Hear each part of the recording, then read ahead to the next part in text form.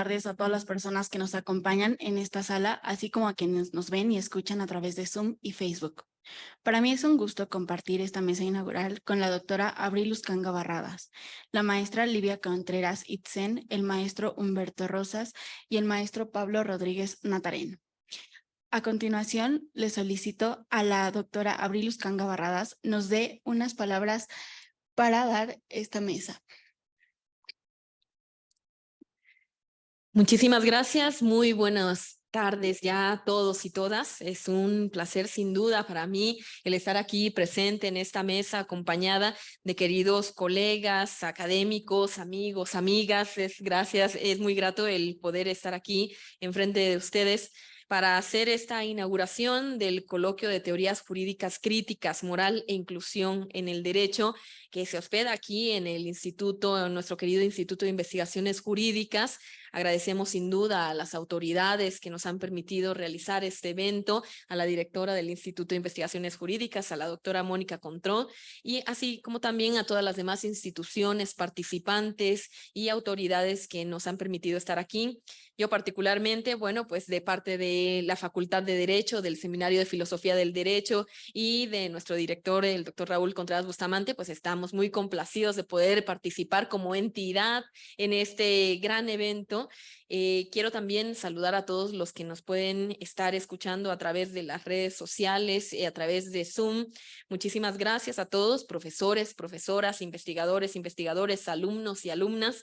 Pues para mí, quiero decirles que es un gran placer en estos breves minutos que nos han regalado el poder hablar acerca de este coloquio de teorías jurídicas críticas, pero particularmente más allá de la gran abundancia de ideas, de perspectivas y de preguntas que seguramente saldrán en relación a las participaciones de los ponentes, que tenemos personajes importantísimos de nuestra comunidad y fuera de nuestra comunidad, para poder mencionar lo que implica hablar acerca de teorías críticas, que es un bagaje sorprendente, una cantidad de perspectivas distintas para que nosotros podamos entender en el derecho que hay una abundancia y hay una riqueza más allá de las teorías dominantes y de las teorías tradicionales.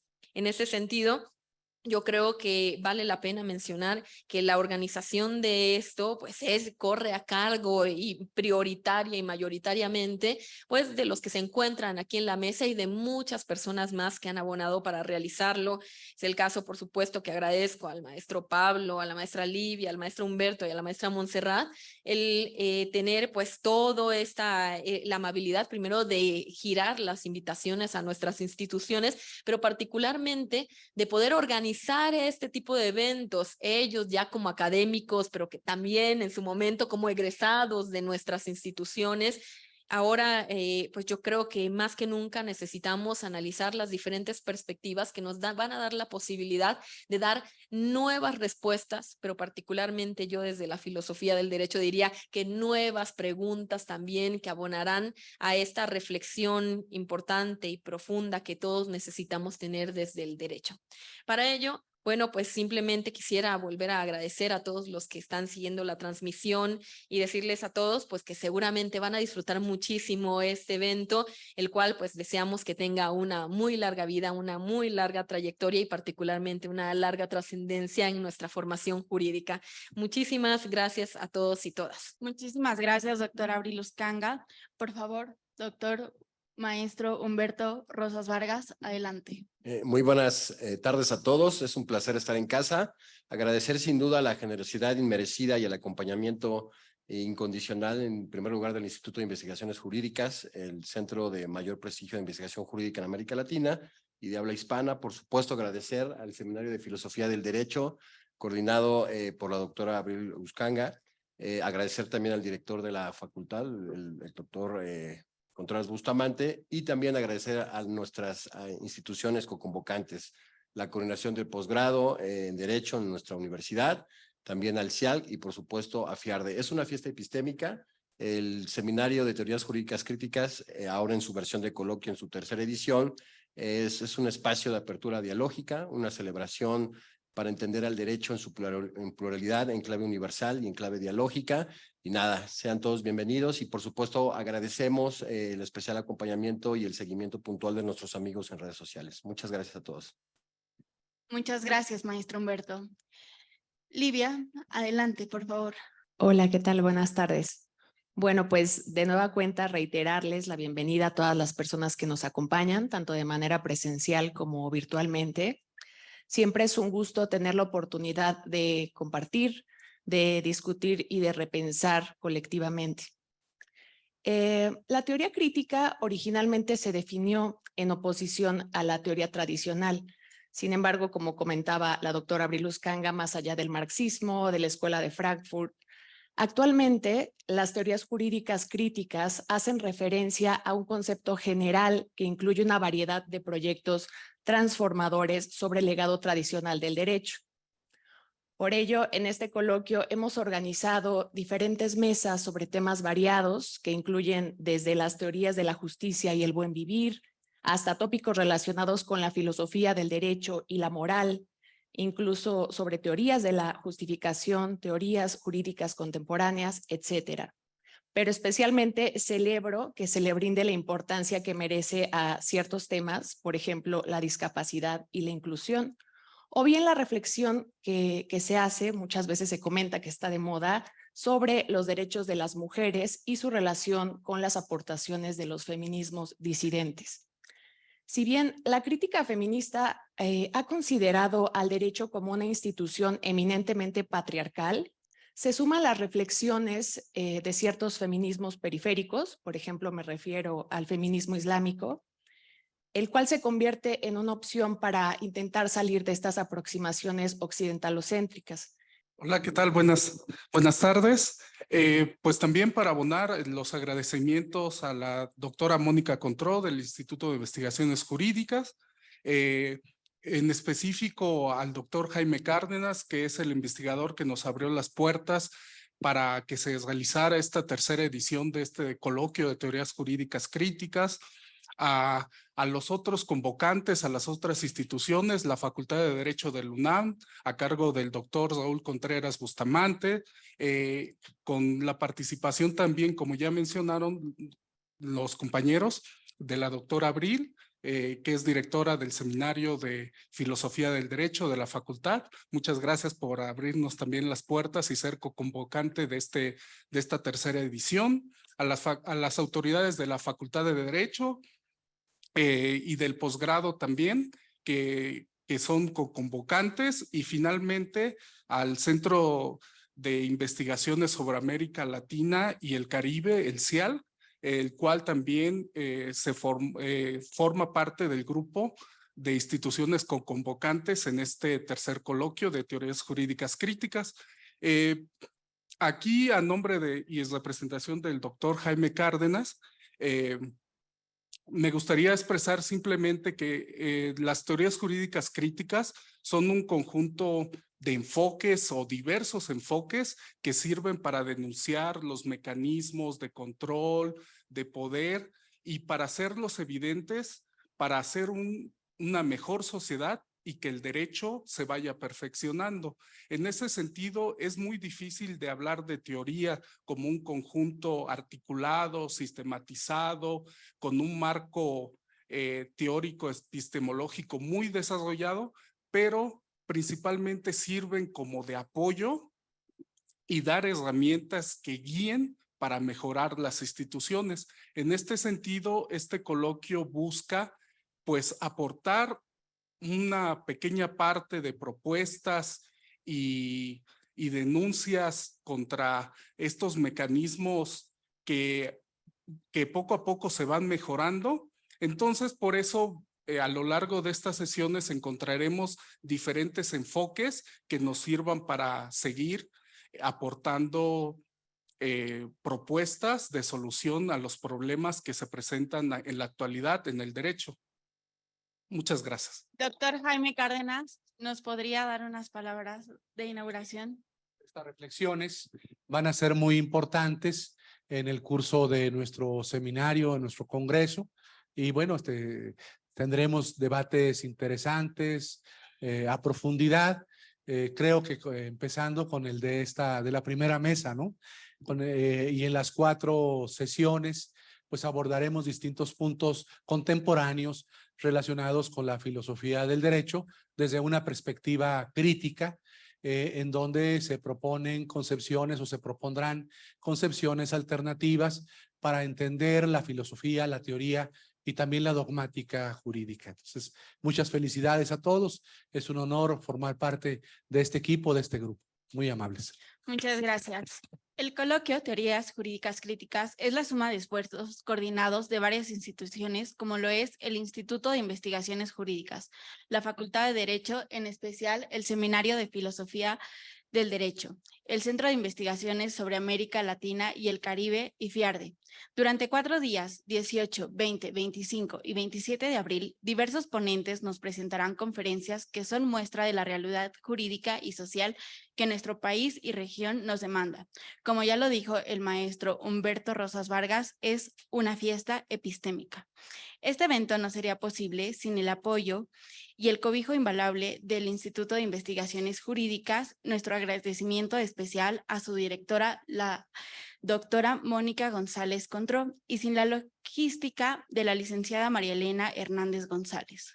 Les invito a que sigan nuestras transmisiones o nos acompañen de manera presencial y sean parte de este coloquio a través de sus participaciones y dudas. Sin más que agregar, siendo las 13:13 del día 18 de abril del 2023, damos por inaugurado el coloquio Teorías Jurídicas Críticas. Los dejo en la voz del licenciado Mario Molina Hernández, moderador de la siguiente mesa, en la que escucharemos la reflexión actual en torno a una teoría de la justicia del buen vivir a cargo del doctor Jaime Cárdenas y el maestro Humberto Rosas Vargas con teorías arcaicas de la justicia 2, el etos, época de los sofistas. Muchas gracias y bienvenidos. Buenas tardes a todas y todos. Con esta primera mesa daremos inicio a nuestro coloquio Teorías Jurídicas Críticas y para ello cederé el uso de la voz al doctor Jaime Fernando Cárdenas Gracia, quien es doctor en Derecho por la Universidad Nacional Autónoma de México con mención honorífica. Asimismo es doctor en Derecho por la Universidad Complutense de Madrid con mención cum laude y maestro en Derecho por la UNAM, igualmente con mención honorífica. Actualmente es investigador titular C del Instituto de Investigaciones Jurídicas de la UNAM y profesor de la División de Estudios de Posgrado de la Facultad de Derecho de la UNAM, en donde ha impartido desde 1992, entre otras, las asignaturas de Teoría del Derecho, Teoría Jurídica Contemporánea y Teoría de la Argumentación Jurídica. Su exposición versará sobre distintas concepciones sobre la justicia, liberales, igualitarias, fundadas en las necesidades básicas, respaldadas en la dignidad humana, marxistas, etcétera, así como su vínculo con las teorías jurídicas contemporáneas, pospositivistas, neoconstitucionales, críticas, entre otras. Sin más, por favor, doctor Jaime Cárdenas. Muchas gracias, Mario. Pues buenos días. Es un placer estar en este encuentro tan importante de teorías jurídicas que año con año organizan distintos compañeros, compañeras del área de filosofía del derecho. Yo destaco mucho pues el entusiasmo de Pablo Rodríguez Natarén, de Elena, de muchas compañeras también que nos acompañan aquí, que están presentes. Desde luego, bueno, a la doctora Abril Uzcanga, que siempre es un referente en la facultad en el tema de filosofía del derecho. Y como ya dijimos, ¿no? El apoyo institucional de este instituto, pues que es muy importante por la repercusión académica y social que tiene lo que se hace en estas aulas, en estos auditorios de nuestro instituto y desde luego con el respaldo siempre y la cercanía con la Facultad de Derecho de la UNAM.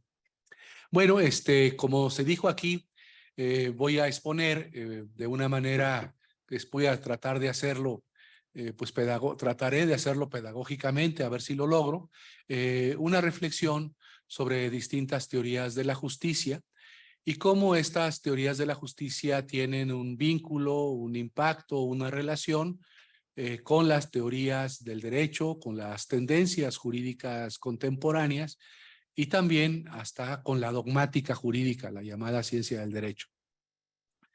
Decía Mario, cuando me presentó, que pues, iba a hablar de teorías de la justicia liberales, igualitarias, apoyadas en la dignidad de la persona. Claro, son cosas que yo envié, ¿no? Por eso lo dijo. No, no es que se lo haya inventado, sino yo le propuse a Pablo, a Elena, a los compañeros organizadores de este seminario, pues que eso me gustaría a mí exponer. Quisiera comenzar con alguna idea que es, me imagino que por todos ustedes conocida, que es la idea del vínculo entre la justicia y el derecho. Esta relación pues es histórica, es antigua, proviene del mundo, el inicio de la civilización en Egipto, en Mesopotamia y desde luego en Grecia, ¿no? Cuando recordamos aquel discurso de Antígona, y plantea la relación del derecho positivo y un derecho superior, ¿no? Está hablando Antígona, desde luego, pues de la justicia. Entonces, las relaciones siempre han sido permanentes. A veces el derecho positivo se desvincula de la justicia. Esto ocurre en sociedades con regímenes, diríamos hoy en día, utilizando terminología de la ciencia política, regímenes no democráticos, ¿no? En los regímenes no democráticos, pues la justicia no tiene vínculo con el derecho positivo. Esos regímenes no democráticos, bueno, brevemente lo menciono, son, por ejemplo, regímenes autoritarios, militares o civiles, que el fundamento del orden jurídico es el poder, pero el poder más descarnado es la fuerza militar, la fuerza política. Ni siquiera diríamos, también usando términos contemporáneos, ni siquiera de una fuerza consensada, sino una fuerza impuesta por un grupo, por un dictador, por un partido político. Entonces ahí ese derecho positivo en regímenes autoritarios pues no puede ser un sistema jurídico positivo que tenga vínculos con la justicia. Hay otro tipo de regímenes no democráticos, como los regímenes que se llaman o se llamaron en las tipologías de la ciencia política totalitarios. Pensemos, por ejemplo, en la Unión Soviética, en el tiempo que gobernó ese país, ese sistema político, Joseph Stalin, pues era un régimen totalmente desvinculado de una noción de justicia amplia. Si había una noción de justicia, alguien me podría decir, bueno, sí había una noción de justicia, sí, una noción de justicia excluyente, si es que puede haber nociones de justicia excluyentes, una noción de justicia de partido, de una nomenclatura, a favor de ciertas ideas sociales, sí, es verdad, de ciertas ideas sociales y de ciertos derechos económicos, sociales y culturales, pero esa concepción jurídica era una concepción impuesta, no devenía de procedimientos democráticos. En fin, en general, los regímenes no democráticos pues se desvinculan, no tienen un lazo fuerte con la justicia, como sí se supone que debe existir ese vínculo fuerte de la justicia con regímenes democráticos. Por eso no es casual, y bueno, esto lo va a explicar muy bien el doctor Humberto Rosas, va a explicar muy bien cómo en la antigua Grecia, pues aunque había distintos tipos de cultivadores del derecho y de filósofos del derecho y de filósofos en general, las ciudades griegas, por lo menos en cierto tiempo histórico, principalmente en el siglo V antes de Cristo, el siglo de Pericles, por ejemplo, en Atenas, pues sí, había ahí un esquema democrático que tal vez con los ojos de ahora a nosotros nos pueda parecer inaceptable, porque era un régimen democrático, pues que no aceptaba la participación de los esclavos, ni de los extranjeros, ni de las mujeres. Pero bueno, aún en ese esquema tan limitado de democracia, que era la democracia de los antiguos, la democracia directa de las ciudades-estado griega, griego, pues había una tensión y un vínculo, una tensión entre el derecho positivo y la justicia, pero también vínculos que eran esgrimidos por los filósofos más importantes de esa civilización y también cuestionada por otro tipo de filósofos como lo fueron los sofistas, que ponían en duda si esos vínculos eran estrechos o hasta dónde llegaban o de qué carácter o naturaleza eran los vínculos entre el derecho y la justicia. Entonces, la tensión, la relación entre el derecho positivo y la justicia siempre ha estado presente. La justicia es un fundamento del derecho positivo y también la justicia es un fin del derecho positivo. Vamos brevemente a comentar cómo desde distintas concepciones contemporáneas se entiende este vínculo y qué es la justicia para algunas de estas concepciones contemporáneas. Voy a empezar con las concepciones liberales, ¿no? de finales del siglo XVIII, presentes durante el siglo XIX, en las concepciones y presentes aún en nuestro tiempo, en el siglo XX y aún en el siglo XXI. Estas concepciones liberales, pues lo que desde la justicia señalaban o señalan aún hoy en día que las sociedades justas son las sociedades libres, aquellas sociedades que potencian, que maximizan derechos civiles y políticos, derechos de libertad, libertad de expresión, libertad de reunión, libertad o derechos de contratación, autonomía de la voluntad para celebrar actos jurídicos, negocios jurídicos. En fin, son sociedades que potencian un tipo de derechos y un tipo de democracia, la democracia liberal, democracia representativa, basada en la regla de la mayoría, en donde las decisiones se adoptan por mayoría de votos, en donde aún no se ha concebido o perfilado la idea, por ejemplo, que hoy tenemos acerca de la democracia constitucional, en donde ciertos derechos, ciertos temas, pues no pueden ser motivo de la regla de la mayoría, de la decisión mayoritaria, porque constituyen un coto vedado. Entonces, en el modelo de sociedad liberal, o de idea de justicia como o sociedad justa son las sociedades libres, podemos decir que se trata pues de una concepción no holística, no integral, que tomó en cuenta una faceta de los derechos o de las necesidades humanas fundada en la libertad. Pero aún existe, ¿no? Ciertas sociedades contemporáneas, ciertas concepciones económicas, jurídicas, siguen considerando que los únicos derechos que deben ser reconocidos, garantizados, tutelados, son los derechos de libertad. Son concepciones de la justicia que no aceptan que los derechos de igualdad, los derechos económicos, sociales, culturales, ambientales, entre otros, sean auténticos derechos. Estiman que estos derechos económicos, sociales, culturales, ambientales son derechos de segunda, si es que se pueden llamar derechos.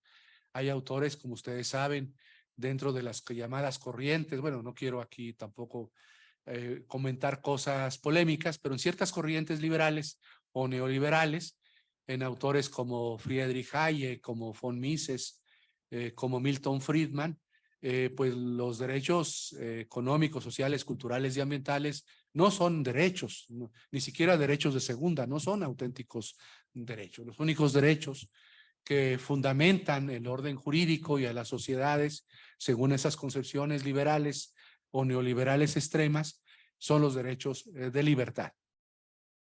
Después, en este planteamiento de las sociedades justas son las libres, pues existe el planteamiento opuesto.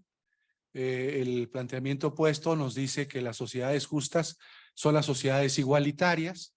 Esta concepción, esta idea, pues tiene sus orígenes en distintas corrientes filosóficas desde la antigüedad, pero ya en el mundo contemporáneo, pues en las concepciones del socialismo utópico y también en el marxismo, ¿no? En el llamado socialismo científico. Estas concepciones de justicia nos dirán que para que tengamos una sociedad armónica, justa, bien ordenada, se requiere que los derechos de igualdad estén potenciados. En ocasiones, los derechos de igualdad, en estas concepciones también hay concepciones extremas, como ustedes saben, deben ser potenciadas, incluyendo o colocándose estos derechos de igualdad por encima de los derechos de libertad. Y sí, ciertas sociedades no muy lejanas en el tiempo o contemporáneas se han fundado bajo esas ideas, de esas concepciones, ¿no? Todos los países que fueron gobernados bajo el régimen del socialismo real eran sociedades en donde se ponía o se colocaba por encima de la libertad los derechos de igualdad, ¿no? La educación, la salud, la alimentación, en fin, otros derechos de igualdad o sociales que tenían o debían tener una prevalencia sobre los derechos de libertad. Y bueno, dieron lugar estas corrientes filosóficas tanto al llamado socialismo real o también de una manera más matizada, con equilibrios y con apoyo en los derechos de libertad, a las concepciones socialdemócratas en torno a la justicia. Como ustedes sabrán, ¿no? En sus lecturas, en su formación jurídica, filosófica, política, ha habido hubo autores en el siglo XX que trataron de realizar una síntesis virtuosa entre la libertad y la igualdad como fundamentos de una sociedad justa. Es el caso de John Rawls.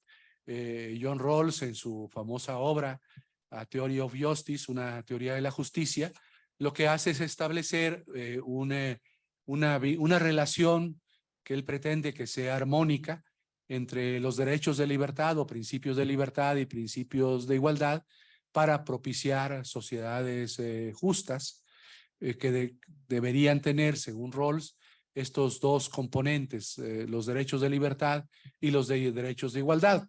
Sin embargo, también sabemos nosotros, sobre todo leyendo a los críticos de John Rawls, que la sociedad bien ordenada, la sociedad justa de John Rawls, no logra del todo un equilibrio adecuado entre libertad y justicia. Siempre en la teoría de Rawls, pues hay una preferencia o una prevalencia de los derechos de libertad sobre los derechos de igualdad. Es decir, no logra realizarse una armonía adecuada entre unos y otros. Es verdad que en Rawls, en algunas circunstancias, situaciones que él expone, podría la igualdad o los derechos de igualdad tener preferencia sobre la libertad, pero lo ordinario, lo común es lo contrario, que la libertad esté por encima de la igualdad. Para muchos esta postura de Rawls es obvia, tomando en cuenta pues su nacionalidad norteamericana, la sociedad en la que se desarrolló y el público o el auditorio para el que escribió sus obras filosóficas. Era un auditorio pues de países, sí, diríamos, de occidentales, de democracia representativa consolidada, y se estaba refiriendo John Rawls a esos países de Europa o de América en donde ciertos principios, valores democráticos, ciertos derechos han tenido históricamente un papel destacado y preponderante en relación con los principios y derechos de igualdad. Entonces, ya hemos comentado brevemente, esquemáticamente, estas tres ideas acerca de la justicia, las que ponen el acento en la libertad, las que ponen el acento en la igualdad, las que realizan una síntesis o buscan realizar una síntesis entre libertad e igualdad. Hay desde luego otras concepciones de justicia también muy importantes en la filosofía del derecho, en la filosofía en general y en la filosofía del derecho, que son las teorías de la justicia, podemos llamarles así, procedimentales o que elaboran una idea de sociedad justa basada en la, como Jürgen Habermas lo propuso, basadas en la acción comunicativa, basadas en la situación ideal de habla. En esta idea de la justicia, de lo que se trata es de aprobar, generar, producir procedimientos, reglas para tener procedimientos justos y que en esos procedimientos justos que deben ser incluyentes para toda la sociedad, para todas las personas, para todos los sectores sociales, en esos procedimientos justos en donde no debe existir la violencia, la manipulación, el que ciertos grupos sociales o económicos o políticos tengan mayor peso en el debate público, sino que todos los grupos estén convenientemente representados en esa sociedad ideal, en donde mediante reglas, pues se argumentará, se deliberará en torno a las bases, los fundamentos, las instituciones y las normas que conforman el derecho positivo. Entonces, esta idea de la justicia procedimental, pragmática, ¿no? En el sentido de lógica pragmática, como saben ustedes, pues tuvo un alto impacto en teorías jurídicas contemporáneas muy importantes, como la de Robert Alexy y fundamentalmente la teoría de la argumentación de Robert Alexy, que es una teoría procedimental que se apoya en el acuerdo o en el consenso sobre reglas fundamentales que permitirán esta deliberación ordenada, democrática, entre todos los sectores sociales, repito, sin excluir a nadie, sin emplear la violencia ni el poder, para que mediante esos procedimientos democráticos se arribe a resultados que sean convenientes para toda la sociedad. Entonces, este es un modelo también contemporáneo, muy importante, basada en esa teoría de la comunicación ideal propuesta por Habermas y seguida por otros autores en la filosofía del derecho, destacadamente Robert Alexy. Bueno, hay otras corrientes filosóficas, unas muy importantes, de las que seguramente se hablará en las mesas de este seminario, que son las teorías de la justicia comunitarias. Las teorías de la justicia comunitarias no hacen descansar la justicia en los derechos de los individuos, en los derechos individuales, claro, derechos individuales, no en los derechos de los individuos o de las personas consideradas individualmente, sino que la concepción de justicia es comunitaria, es una concepción basada en derechos colectivos, en donde la comunidad tiene fines, tiene propósitos, que no necesariamente son los propósitos de las personas que integran la comunidad. Entonces, las teorías comunitarias nos dicen que debemos elaborar instituciones políticas y jurídicas pensando no solamente o pensando más allá de los derechos individuales, de los derechos de las personas consideradas individualmente y pensar en derechos colectivos. Pues toda la teoría, por ejemplo, jurídica de nuestro tiempo en torno al multiculturalismo o en torno a los derechos de los pueblos originarios o en torno a los derechos de la naturaleza o de los derechos de los animales, creo o considero, ese es mi punto de vista, que tiene un fundamento en la visión comunitaria de la justicia, en donde, repito, las sociedades, las comunidades, los pueblos tienen derechos independientemente de las personas. Hay por otra parte teorías de la justicia de carácter marxista. Estas teorías marxistas de la justicia nos dicen que debemos eliminar pues las situaciones de explotación que existen en la sociedad. Son teorías que rechazan los mecanismos de dominación. La teoría marxista, como ustedes saben, asume que en cualquier sociedad, incluyendo las sociedades capitalistas en donde vivimos y nos desarrollamos, son sociedades basadas en la dominación. Entonces, la forma de construir o la manera de construir y lograr los fines de la justicia, pues sería eliminando esos mecanismos de dominación. En la teoría ortodoxa del marxismo, eso se logrará solamente cuando contemos con sociedades socialistas y arribemos sobre todo a lo que llamó Marx, la dictadura del proletariado y la sociedad comunista, ¿no? La sociedad plenamente justa será la sociedad comunista que ponga fin a cualquier tipo de dominación de unos seres sobre otros seres humanos, desde distinto tipo de perspectivas, ¿no? Incluyendo hoy en día pues la perspectiva de género, pero cualquier otra perspectiva de dominación es inaceptable para una concepción marxista de la justicia. Dentro de las teorías marxistas hay una vertiente que tiende hacia posturas más socialdemócratas, que podemos llamar, como dijo Mario cuando les avisó que iba a hablar de esto también, que es la concepción de la justicia sostenida por necesidades básicas, ¿no?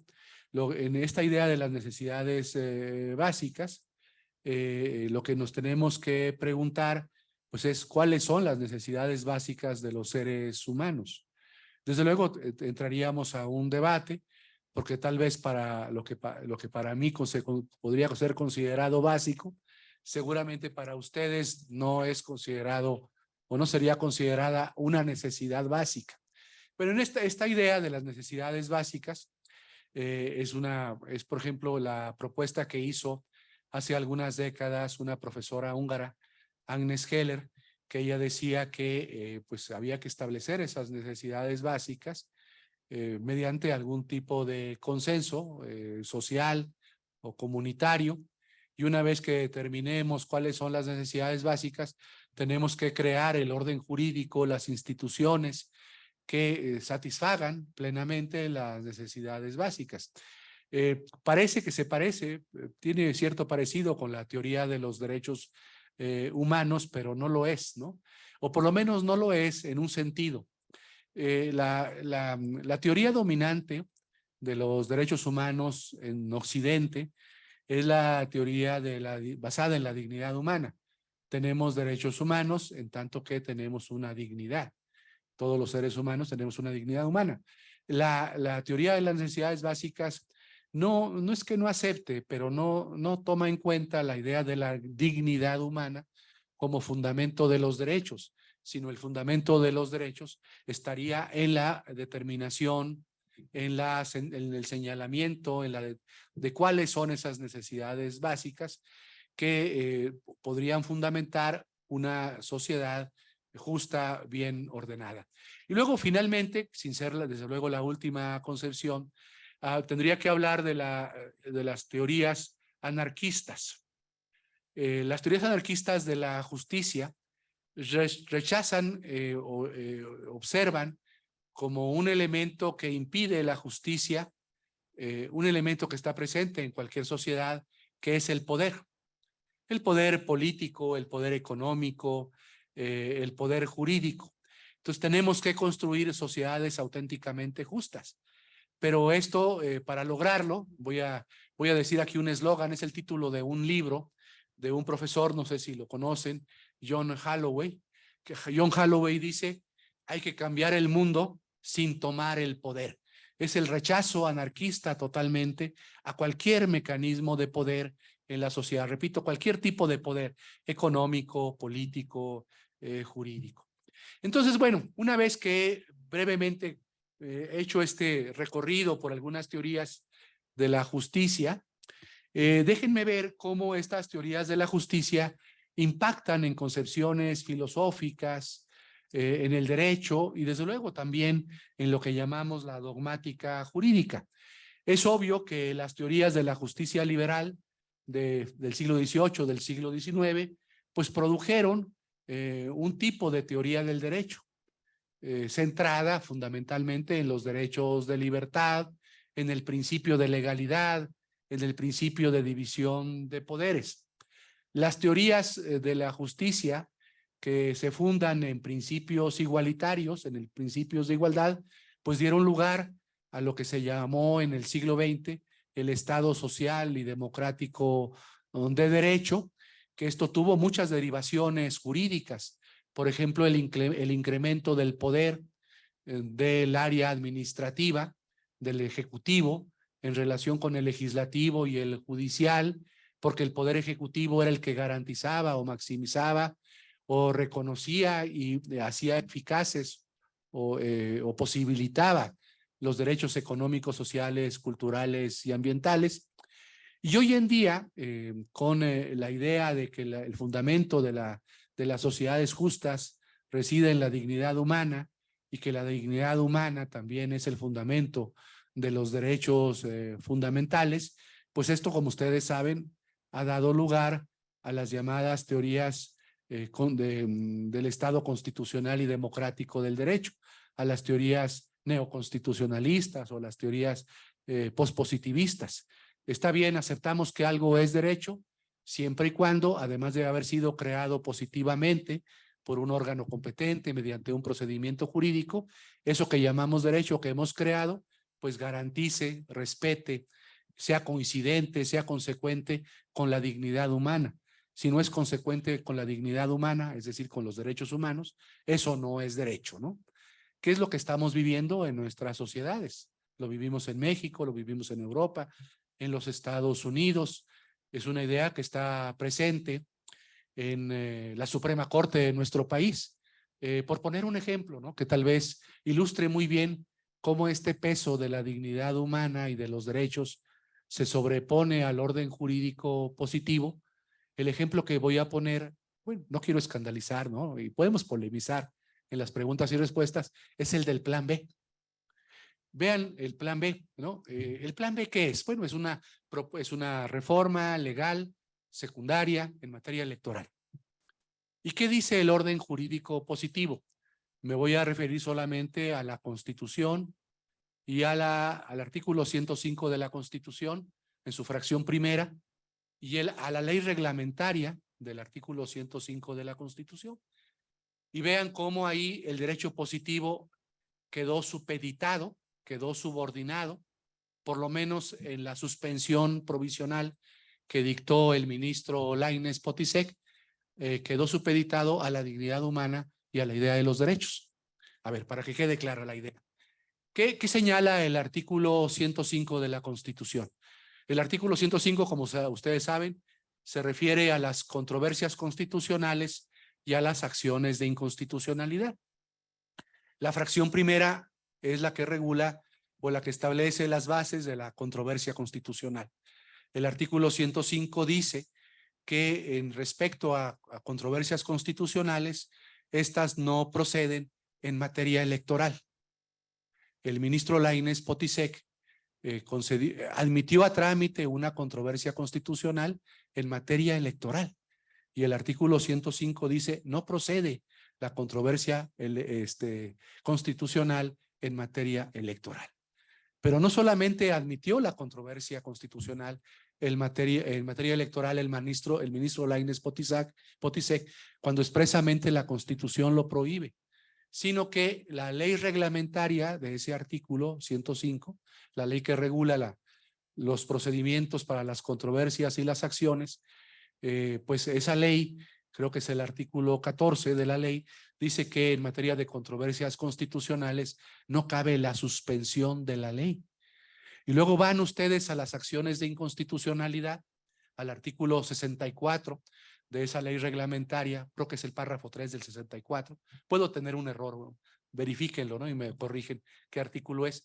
Dice que también en acciones de inconstitucionalidad no puede haber suspensiones. Pero ¿cuál fue el argumento fíjense, es la Constitución, el 105 de la Constitución y su ley reglamentaria.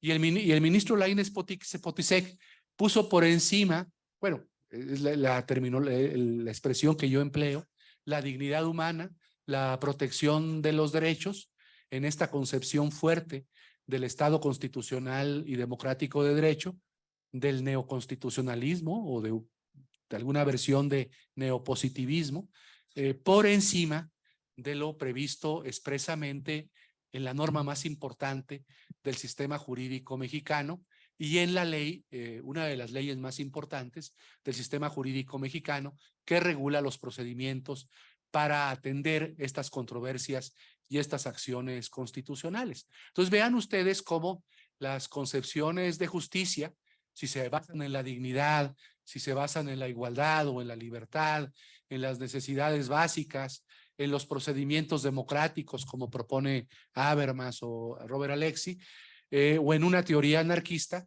o en una teoría crítica del derecho, tienen después impactos en la teoría jurídica misma y hasta en el derecho positivo, en la jurisprudencia, en los precedentes, en la manera en que se diseñan las reglas, las normas secundarias o reglamentarias de un orden jurídico. Entonces, pues es realmente fascinante hablar de teorías de la justicia, su implicación con la filosofía del derecho, con la teoría y con el derecho positivo, la dogmática jurídica o ciencia jurídica. Entonces, déjenme, con esto ya voy concluyendo, ya transcurrió mi media hora de intervención. Déjenme terminar con 3 ideas, conclusiones. La primera conclusión es que cualquier reflexión sobre la justicia o sobre el derecho, perdón, cualquier reflexión sobre el derecho nos obliga siempre a preguntarnos qué concepción de justicia está detrás. Si tenemos una concepción liberal, no quiero poner ejemplos simplones, a veces los pongo con fines pedagógicos. Bueno, voy a poner un ejemplo simplón.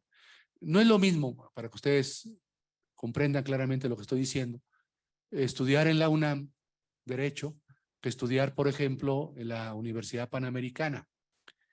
¿Por qué? Porque en la Universidad Panamericana seguramente le darán mucha importancia pues a una concepción de la justicia justnaturalista, ¿no?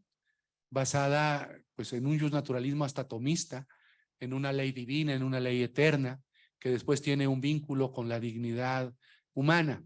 Entonces, cuando esos juristas, abogados, estudian bajo esa concepción tomista de la justicia, pues desde luego cuando interpretan las normas positivas, cuando se enfrentan, como por ejemplo si fueran legisladores, al diseño de leyes o de instituciones, pues lo harán bajo esa impronta, ¿no?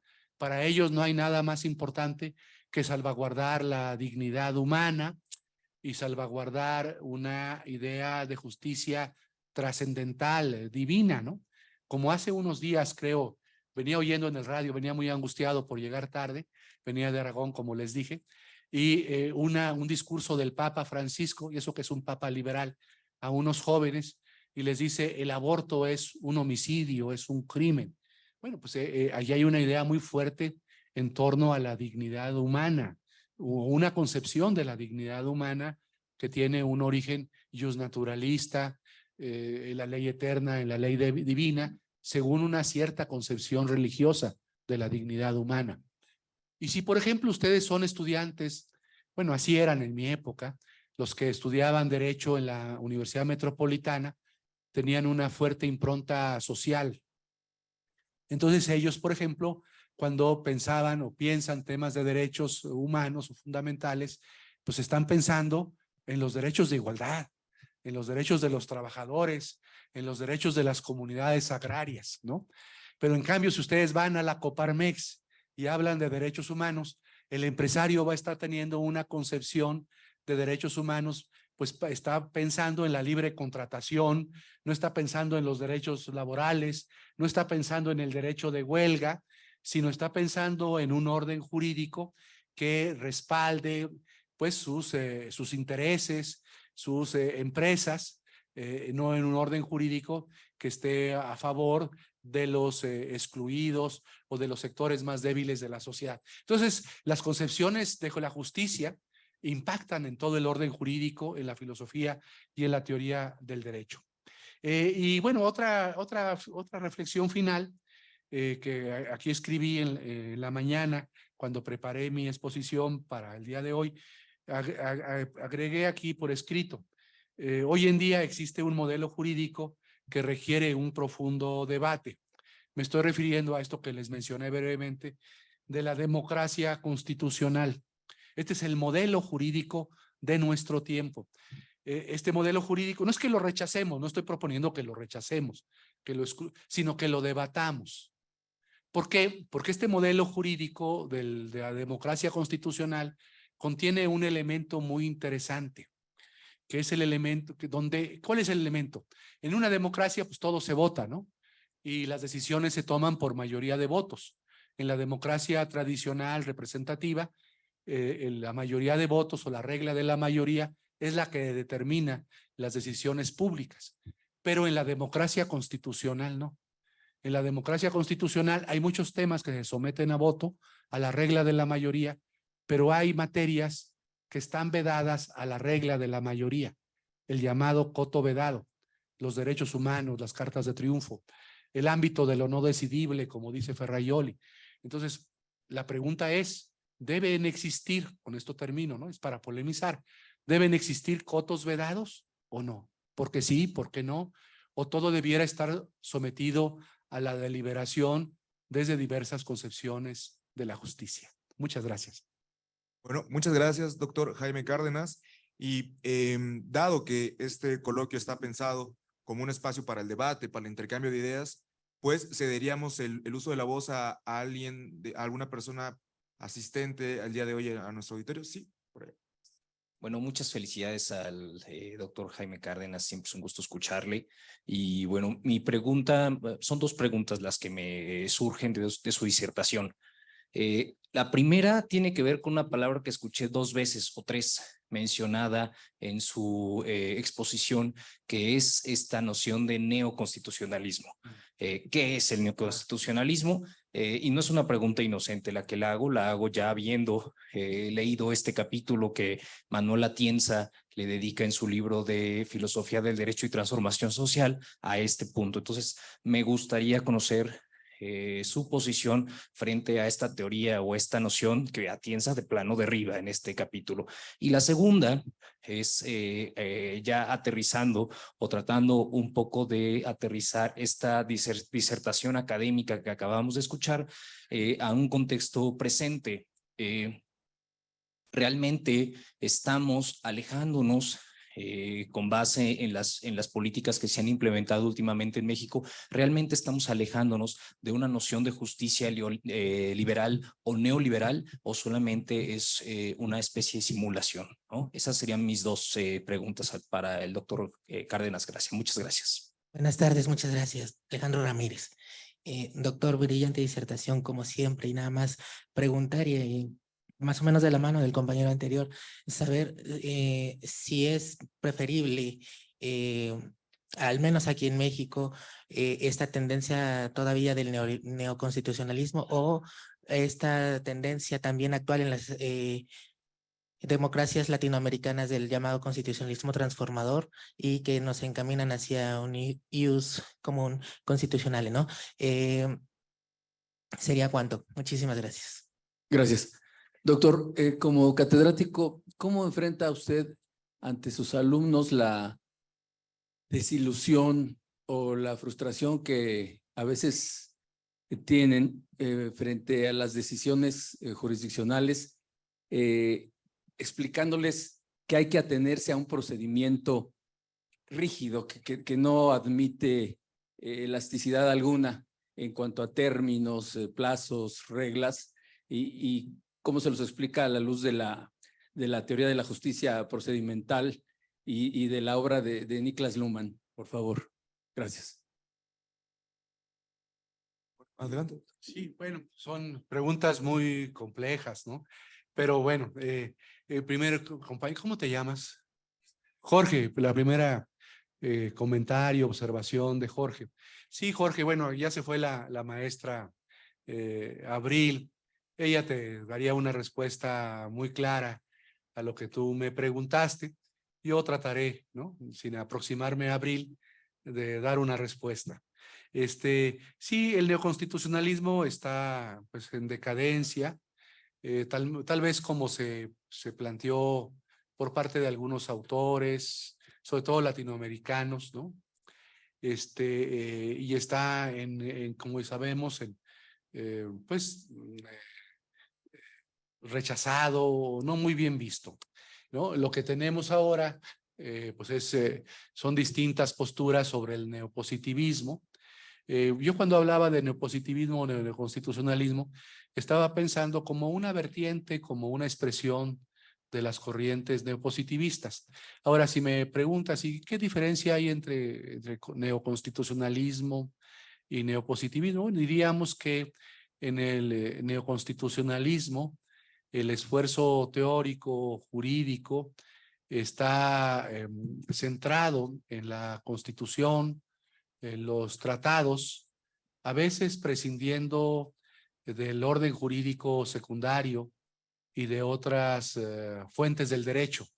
Es decir, en el neoconstitucionalismo parece que se disparan, ¿no? Se disparan los juristas, los operadores jurídicos, y entonces entienden que lo fundamental pues está en la Constitución y en los tratados, y se olvidan totalmente del orden jurídico secundario y de las otras fuentes del derecho, de las otras fuentes formales del derecho. ¿Qué vemos en el neoconstitucionalismo también? Pues una aceptación que muchos siguen poniendo en duda, una aceptación o una vinculación muy clara entre moral y derecho, ¿no? Hay vínculos con comunicantes entre una dimensión y otra. Existe de una manera clara, aceptada, lo que llamó, por ejemplo, Pablo en su tesis de maestría, ¿no? Estudiando a Alexi, esto de la doble dimensión del derecho, ¿no? La dimensión jurídica positiva, la dimensión moral, y sobre todo los grandes poderes que tienen en el neoconstitucionalismo los tribunales constitucionales, ¿sí? Y todo lo que ello implica. En cambio, en otras corrientes del neopositivismo, podemos decir que sí, hay desde luego un reconocimiento al papel de la Constitución, de los tratados, de los derechos humanos, pero no se olvidan del papel que desarrolla en cualquier sistema jurídico el legislador democrático, ni el papel que tiene la ley en cualquier sistema democrático y otras fuentes del derecho. Entonces, el neopositivismo sería una manera de sí reconocer el papel de la Constitución, fundamental, que en el viejo positivismo o en el positivismo tradicional no se asumía, pero sin desconocer también el papel de la ley y del legislador democrático, y no solamente el papel del juez del Tribunal Constitucional. Eso por lo que ve, no sé si más o menos es lo que tú tenías en mente, Jorge, creo que más o menos, ¿no? Es lo que me comentaste. En lo otro de la justicia neoliberal, sí, en la vida política hay un discurso, ¿no? En nuestro país, ¿no? Aparentemente, o dice que es antineoliberal, pero pues todos sabemos que no, muchos lo sabemos. Ahora trataré de explicar también brevemente, conceptualmente, qué entendemos por neoliberalismo, que no es así, ¿no? Que hay en este momento en la vida pública de México, institucional, jurídica y política, elementos neoliberales. ¿Qué es eso del neoliberalismo? Bueno, el neoliberalismo es una expresión de la economía, de la teoría económica. Se conoce en términos así académicos correctos, no como teoría neoliberal, sino se le conoce como economía neoclásica. Y es una teoría que surge, pues tiene algunos fundamentos en el siglo XIX, finales y principios del XX, y sobre todo se ha expresado por tres autores que yo mencioné de pasada cuando expuse. Uno es von Hayek, que fue Premio Nobel de Economía, que Hayek hizo trabajo no solamente en economía o como investigador, sino en derecho. Tiene una obra muy famosa de teoría de filosofía del derecho en 3 tomos, donde es una teoría del derecho, una teoría del Estado neoliberal. Está otro autor austriaco muy importante, von Mises, y el más famoso de todos es el profesor de la Universidad de Chicago, Milton Friedman, que estos autores propusieron la disminución del Estado, que el Estado no interviniera en la economía, sino que se concretara el Estado y el orden jurídico a garantizar derechos de libertad. O sea, los derechos económicos, sociales, culturales y ambientales no son tarea del Estado. Esos son tarea del mercado o de sectores sociales, como ocurre, por ejemplo, en Chile con su principio de subsidiariedad, ¿no? Las organizaciones sociales son las que deben atender los derechos económicos, no el Estado. El Estado se desentiende de los derechos sociales y económicos, no interviene en la economía, es un sistema de economía de mercado pleno. No hay, por ejemplo, conceptos como los que establece nuestra Constitución de rectoría económica, de planeación democrática, ¿no? Todo está sometido a las fuerzas del mercado, pero el neoliberalismo económico, a diferencia del liberalismo económico clásico, en el liberalismo económico, como ustedes saben, clásico era dejar hacer, dejar pasar, ese era el principio fundamental. En el neoliberalismo no. En el neoliberalismo se dice el orden jurídico y el Estado y las instituciones públicas deben ponerse al servicio, pues, del capital. Y por eso se aprueban reformas estructurales. Las reformas estructurales que se aprueban en el modelo económico, político, jurídico neoliberal son para defender, para garantizar, pues, los grandes intereses económicos del sistema capitalista transnacional. Eso es, en términos económicos, el neoliberalismo, ¿no? Y desde luego tiene una traducción política, ideológica y jurídica. Jurídica, ¿por qué? Porque estas ideas después hay que aterrizarlas en reformas, ¿no? Reformas por ejemplo, una reforma clásica neoliberal es la reforma del 2013 para establecer tribunales especializados en competencia económica. Se le olvidó al Poder Judicial y a los legisladores y a esos que aprobaron esa reforma que el modelo económico de nuestra Constitución pues no es totalmente de economía de mercado. Entonces supusieron que ya no era economía mixta ni rectoría económica y pensaron en una economía de mercado. Y entonces crearon en la Suprema Corte unos tribunales, jueces, ¿no? El famoso ese juez que aparece en los medios, que concede suspensiones también contra leyes, el juez Gómez Fierro. Ese defiende a capa y espada el principio de economía de mercado por encima de cualquier consideración económica de la Constitución, del modelo económico, de los derechos sociales, culturales y ambientales. Entonces, sí hay una traducción del modelo neoliberal desde el punto de vista económico o ideológico al terreno jurídico. Y lo que pregunta Jorge, ¿no? Y dice, bueno, pero este gobierno dice que es antineoliberal, ¿lo es o no? Pues no, no lo es. Este gobierno, como sabemos, firmó un tratado de libre comercio que se llama TEMEC, lo ratificó. Este TEMEC es un tratado pues, que defiende el principio de economía de mercado, que defiende la protección de las inversiones económicas extranjeras. Esa aprobación y esa ratificación del TEMEC que se da en este gobierno, pues no es una política antineoliberal, es una política neoliberal. En los esquemas neoliberales también se promueven los mecanismos represivos, coactivos del orden jurídico, prisión preventiva oficiosa, arraigo, militarización, estado policíaco militar, pues todo eso es neoliberal. Entonces, claro, hay otros aspectos de la política, para ser justo con el actual gobierno, que son antineoliberales, tal vez. Bueno, habría que discutirlos al menos, ¿no? Su reforma, la propuesta de reforma que lograron al artículo 4º constitucional para reconocer los programas sociales de este gobierno en la Constitución como si fuesen derechos fundamentales, pues tal vez esa parte sí sea una parte antineoliberal. Pero bueno, este gobierno, ¿por qué es tan difícil ser antineoliberal en el mundo de hoy? Mientras ese modelo económico esté vigente en el mundo, pues va a ser y exista una globalización económica neoliberal, es muy difícil para cualquier país, para cualquier sistema jurídico, desvincularse del modelo capitalista de nuestro tiempo, ¿no? Bueno, eso respecto a lo que me preguntó Jorge. Alejandro también me habló del neopositivismo, ¿no? Y del constitucionalismo transformador. Sí, yo creo que hay, Alejandro, corrientes filosóficas, jurídicas, que están en pugna Algunas de ellas tienen que ver con el neopositivismo, esto que ya más o menos comenté en la pregunta de Jorge, y hay intentos en América Latina del llamado constitucionalismo transformador.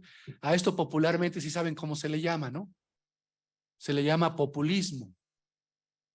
Entonces, sí, el constitucionalismo debiera ser transformador, pero respetando los derechos, sí sociales, económicos, culturales, los derechos de los pueblos, los derechos de género, de la naturaleza, pero sin vulnerar los derechos de la democracia liberal.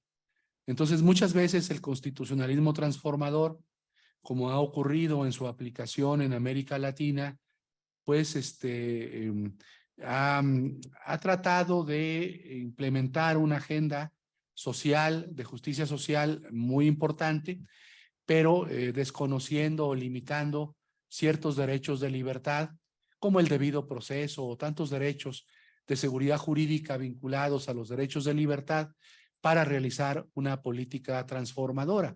Eso lo vemos aquí en México también, ¿no? Vean, por ejemplo, la propuesta que acaba de enviar el presidente para reformar un número importante de leyes en materia administrativa, en donde está proponiendo el gobierno la terminación anticipada de contratos administrativos. Cuando le dice la iniciativa, cuando haya que defender el interés público, el interés social o el interés general. Entonces, una empresa privada que haya contratado con el gobierno, pues tendrá pocas posibilidades, si esa reforma se aprobara, ¿no? De tener algún éxito ante los tribunales, si esta reforma fuese aprobada, desconociendo, pues, principios del debido proceso o desconociendo derechos de propiedad o derechos de inversión a favor de las empresas. Entonces, el riesgo del constitucionalismo transformador es que niegue derechos de libertad y derechos de propiedad importantes. Y hay otras corrientes, Alejandro, como tú sabes. En Estados Unidos tenemos al constitucionalismo popular. Esos, por ejemplo, insisten en que los ministros de los tribunales sean electos popularmente, que se les revoque el mandato. O sea, están en contra del elitismo judicial en los Estados Unidos, ¿no? Entonces, una corriente muy importante. Y luego, finalmente, el compañero, ¿cómo se llama? Virgilio, ya te conocía, Virgilio. Sí, vienes tú a todos los seminarios del instituto. Él dice que ¿qué hacemos contra la desilusión? Pues nunca hay que ilusionarse demasiado. Desde luego que sí hay ilusiones, pero bueno, las ilusiones, pues todos, ¿no? Hemos vivido durante nuestro proceso biológico ilusiones y desilusiones. Las ilusiones filosóficas, pues también provocan desilusiones. Las ilusiones políticas provocan desilusiones. Hay que seguir adelante y no desilusionarse, seguir reflexionando, actuar con humildad en la desilusión, pero también con carácter para que la desilusión no nos venza y nos liquide filosóficamente. Muchas gracias. Bueno, muchas gracias, doctor Jaime Cárdenas, nuevamente por esta ampliación de su disertación en la que responde estas preguntas tan relevantes y tan complejas. Y bueno, ahora sería el turno del maestro Humberto Rosas Vargas, quien es filósofo y jurista por la UNAM, maestro en Derecho Constitucional y Amparo por el Colegio Holandés. Actualmente estudia el doctorado en Filosofía del Derecho en la Unidad de Posgrado de la Facultad de Derecho de la UNAM con el tema Genealogías Estéticas del Derecho y asimismo se desempeña como juez 19º del Registro Civil en la Ciudad de México. La ponencia que nos compartirá el día de hoy lleva por título El etos epocal de los sofistas, en la cual propone la recuperación crítica de los primeros maestros y su importancia en la configuración de una teoría de la justicia en la Grecia antigua. Adelante, maestro, por favor. Muchas gracias. Se escucha bien, ¿verdad?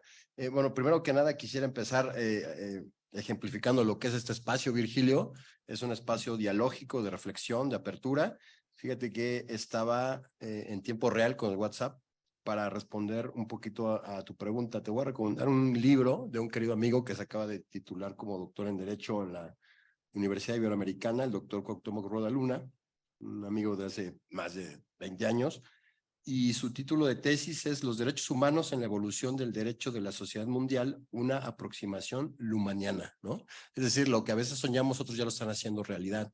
Él piensa en los derechos humanos, es un replanteamiento que hace de su tesis de maestría sin el concepto de dignidad humana, porque en su perspectiva sería una reminiscencia metafísica. Y esto para la postura analítica, para la postura positivista, debería ser bastante sugerente, ¿no? Entonces, cumplo con el primer deber del espacio, que es la socialización del conocimiento. Por supuesto, agradecer a todos los amigos que nos siguen a través de las redes sociales, agradecer la presencia de grandes colegas y amigos y agradecer a un gran maestro que tenemos el privilegio de que nos acompañe, el doctor Jaime Cárdenas, un pionero en la filosofía del derecho en México, pero sobre todo con grandes estudios en el tema de la argumentación jurídica. Yo quisiera, para no aburrir a todos ustedes y a nuestros amigos aldeanos digitales, empezar con una provocación. La imagen del sofista es tan cara a la filosofía analítica mucho más que a Anaximandro, por ejemplo. Y esto ya me estoy yendo a contrasentido de grandes autores en nuestra tradición. Trataré de no ser muy extensivo en lo que he preparado para ustedes. Fui lacónico en la inauguración porque justamente respondo en el cuerpo de la ponencia a lo que se entiende por teorías jurídicas críticas. En primer lugar, quisiera ofrecer a su consideración la pertinencia y justificación de la presente indagación.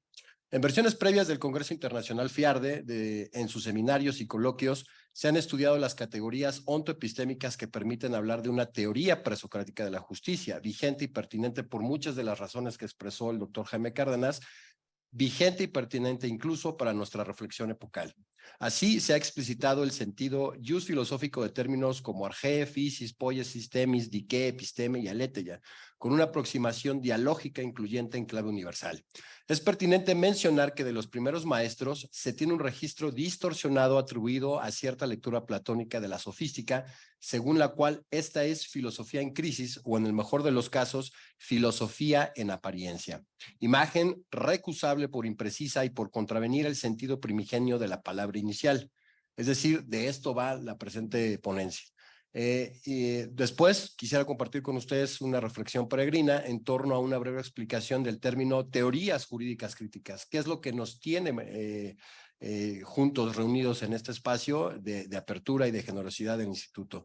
Se trata de indagaciones que cuestionan los a priori ontoepistémicos y los modos lingüísticos del saber jurídico, y esto es lo sorprendente, para encontrar en lo dado lo inédito. Es decir, en lo que está ahí, en lo que otros dan por sentado, una nueva lectura novedosa e inédita.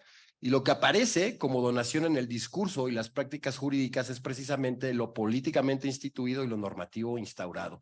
Ahora bien, y esto es sumamente importante, se habla de teorías así en plural porque se trata de ejercicios reflexivos en apertura dialógica. No se trata de una expresión epistémica que se arroga para sí misma la posesión de la verdad o que dicte paradigmas metodológicos monodiscursivos y unidireccionales. Se trata de un permanente examen para evitar la cristalización conceptual y la petrificación del mundo de la vida. Por supuesto, entender que hay una dimensión de tecné, eso que muy bien detectaba y describía el doctor Jaime Cárdenas. Hay una dimensión de tecné en este saber jurídico, pero, y esto es lo interesante, así como la sofía y la frónesis se erigen en categorías fundamentales del edificio de conceptos de la filosofía, podríamos preguntar a un estudiante de primer derecho o a un jurista consagrado, nacional o internacional, ¿qué es el concepto o la categoría fundante de lo jurídico? Y rápidamente aparece en este sentido la justicia, porque se trata de un ejercicio anapnético para retomar esta categoría, dique o temis, como vector societal y lograr la vida buena nosótrica. Es decir, esto que aterrizaba muy bien el doctor Jaime Cárdenas. No se trata de hacer reflexiones teoréticas que no tengan que ver con la praxis jurídica. Lograr la vida buena nosótrica al repensar y resignificar la dimensión práctica del derecho. Es decir, cuando estamos hablando de teorías jurídicas críticas, estamos hablando de todo esto. Y esto le es tan útil al estudiante del derecho como a los operadores jurídicos o a los doctrinarios en su nivel constitucional o en su nivel de primera instancia. Ahora, quisiera, por supuesto, develar los presupuestos metodológicos que están aquí. Y esto, digamos, es algo muy especializado, quisiera no aburrirles, pero que digamos es lo que está de trasfondo en la investigación. En primer lugar, la recuperación de la tradición presocrática, particularmente de sus 4 asignaturas principales, los prototeologizantes, omíticos y sofisómenoi, los tátricos y grafeas, los físicos y los ontólogos. Y aquí, por supuesto, esta ponencia está dedicada a 4 personas que son 5, ¿no? A Ernesto Rosas, a Óscar Correas, a Mario Magallón y, por supuesto, a Enrique Gils Picone. Y digo que pueden ser más personas porque ahora se suma con contribuciones metodológicas y de fondo la doctora Ana Luisa Guerrero, una brillante pensadora mexicana.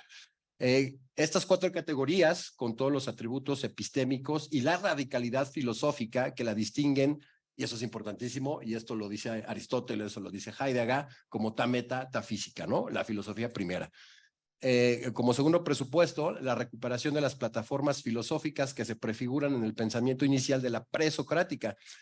Es importantísimo decirlo, se privilegia la visión de conjunto sobre la visión fragmentaria. Dada la brevedad del espacio y la magnitud del tema, como decía el propio Protágoras, no puedo abundar demasiado, pero, por ejemplo, de Anaximandro, de Heráclito, tenemos fragmentos, pero debemos de ser conscientes que ellos escribieron obras completas que se perdieron. Entonces, tenemos los esfuerzos de alguien como Sergei Muraviev, que ha dedicado más de 40 años de su vida, 10 tomos completos para reconstruir el perificios de Heráclito, de Éfeso, que él titula sobre las musas, ¿no? Entonces, aunque la tradición canónica habla de los fragmentos, ya sean en su autenticidad A o B, hay registros que reconstruyen el pensamiento completo de los pensadores presocráticos, y es nuestra misión, en aras de un ejercicio hermenéutico plausible, buscar eso, ¿no? Cuestión difícil, esto que menciono, si se atiende a que pensadores emblemáticos como Tales de Mileto, Pitágoras y Sócrates fueron precisamente ágrafos. Pero como decía uno de mis autores favoritos, y ahora que estoy obsesionado otra vez con Carlos Fuentes y José Lezama Lima, pues es misión del investigador aferrarse a lo difícil, porque solo lo difícil es estimulante.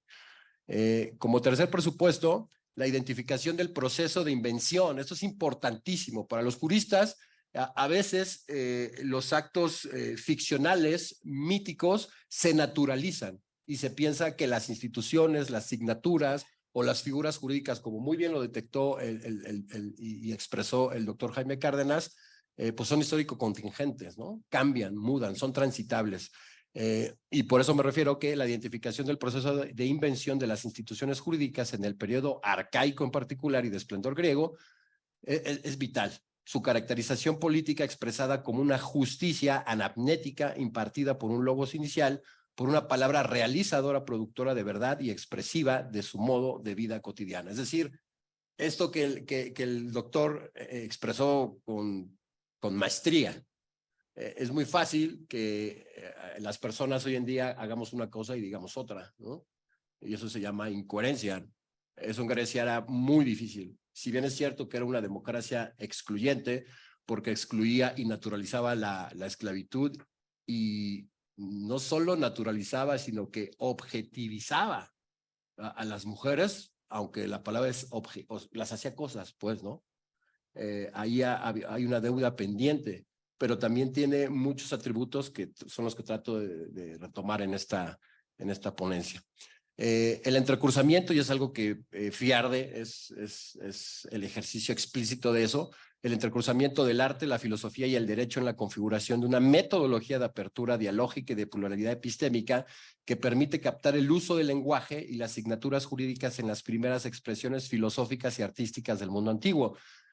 Con la operatividad, por ejemplo, de una sola categoría estética, la éfrasis. Es decir, si nosotros preguntáramos tal vez a un esteta o a un filósofo, y muy particularmente a un filólogo o a alguien estudioso del periodo helenístico, relacionará la éfrasis con el canto 18 de la Ilíada, ¿no? Cuando se forjan las armas. Pero la éfrasis quiere decir que se explicita que la obra de arte, como objeto estético, dice y expresa mucho más de lo que ella misma representa, ¿no? Qué bonita provocación.